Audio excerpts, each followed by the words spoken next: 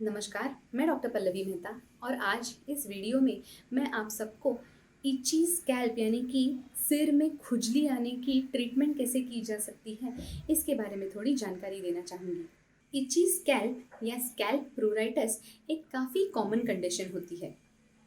Usually ये एक dangerous condition नहीं मानी जाती, लेकिन कई बार ये किसी अंडरलाइंग बीमारी की वजह से हो जाती है। इची स्कैल्प की वजह से बहुत ज़्यादा फ्रस्ट्रेशन और लो कॉन्फिडेंस हो सकता है। अगर स्कैल्प इचीनेस यानी कि सिर में खुजली आने की वजह से बहुत ज़्यादा हेयर फॉल हो रहा हो या फिर सिर में बहुत ज़्यादा दर्द हो रहा हो, तो अपने डॉक्टर से जल्द संपर्क करें।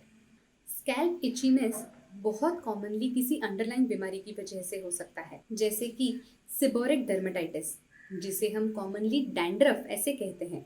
सिबोरिक डर्मेटाइटिस अगर छोटे बच्चों में हो तो उसे क्रेडल कैप या क्रिब कैप ऐसे कहा जाता है। इसके अलावा स्कैल्प सोराइसिस, रिंगवर्म यानी कि सिर में फंगस इन्फेक्शन होना, हर्पीज जोस्टर का इन्फेक्शन होना, एलर्जिक कंडीशंस की वजह से, शैम्पू की एलर्जी, डाई की एलर्जी, डायबिटीज़ में भी बहुत ज़्यादा खुजली आ सकती है। अगर बालों में जुएँ बन गए हों तो उसकी वजह से भी बहुत ज़्यादा इचीनेस हो सकती है। डिस्कॉइड लूपस नाम की कंडीशन में भी बहुत ज़्यादा इची स्कैल्प हो सकता है।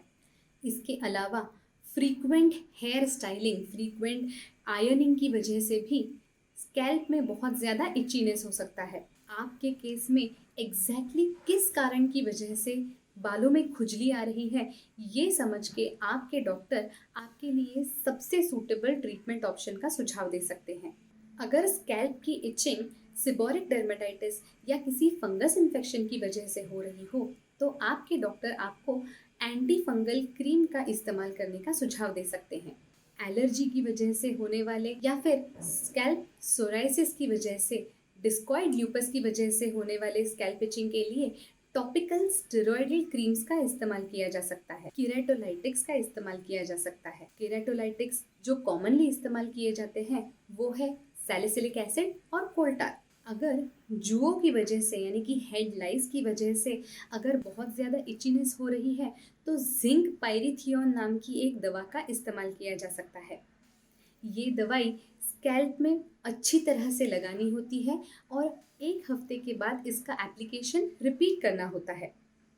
यूजुअली एक फैमिली के एक इंसान में अगर जुए आ जाए तो ये एप्लीकेशन पूरी फैमिली को करवाना ज़रूरी हो जाता है। फिर एक फाइन कोम्ब की मदद से जुओं को निकाल दिया जाता है। कुछ हीट ट्रीटमेंट्स भी अवेलेबल होती हैं जिससे जुएं पूरी तरह से डिस्ट्रॉय हो सकती है।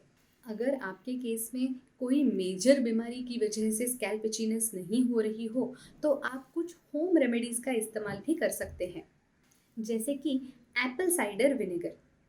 एप्पल साइडर विनेगर में एंटी इन्फ्लेमेटरी प्रॉपर्टीज़ होती है।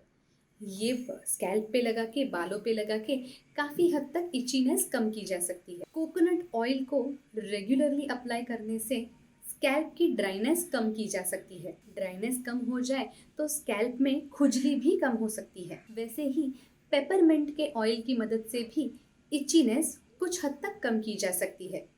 इसके अलावा सेलेनियम सल्फाइड नाम की एक दवाई की मदद से सिबोरिक डर्मेटाइटिस यानी कि डैंड्रफ की ट्रीटमेंट काफ़ी अच्छी तरह से की जा सकती है। लेकिन अगर दवाइयाँ लेने के बावजूद, होम रेमेडीज़ फॉलो करने के बावजूद स्कैल्प की इचिंग पूरी तरह से बंद ना हो या फिर दर्द हो रहा हो, बाल बहुत ज़्यादा झड़ रहे हो, तो जल्द से जल्द अपने डॉक्टर से संपर्क करें।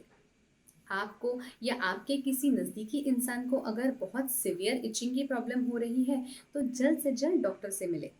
ऐसे ही अलग अलग मेडिकल टॉपिक्स के बारे में अगर आपको जानकारी चाहिए हो तो हमारे इस चैनल को जल्द से जल्द सब्सक्राइब करें। Thank you.